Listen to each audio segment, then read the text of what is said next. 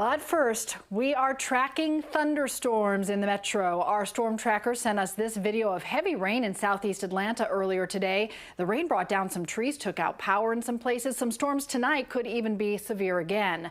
Lake Lanier also getting hammered. David sharing these pictures of damaged docks and fallen trees.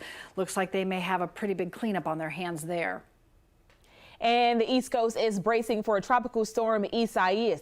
This was the scene at Tybee Island there as the city made some final preparations ahead of the storm. Chris, you are tracking all of this for us tonight. A lot going on.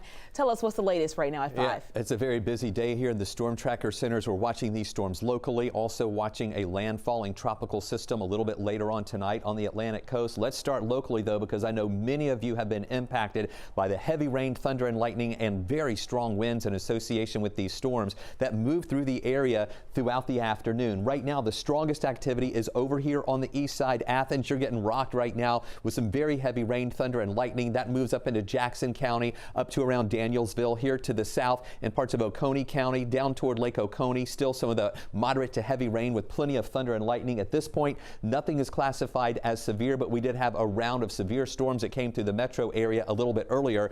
Up to the north, we still have some heavy rain and storms there in northeast Georgia. Also south of I-20, a pocket of really heavy rain and thunder and lightning moving through. Look at these dots here. All of these indicate where we had either large hail or wind damage, and the ones that you mentioned earlier from those pictures up at Lake Lanier with a lot of damage there at Aqualand and Holiday Marina from the strong winds that moved through. And right now we're dealing with some high water still in parts of Fulton County and DeKalb County and western Gwinnett County. These boxes that you see here, the green boxes, are indicating where we have flash flood warnings in effect. Very heavy rain that came through some of these spots that caused flash flooding in those areas. Now, look what else we're watching. We also have Isaias, which is still at the 5 p.m. advisory, classified as a tropical storm, is just now to the south and east of Charleston, moving up to the South Carolina coastline. It still could become a hurricane before it makes landfall later on tonight.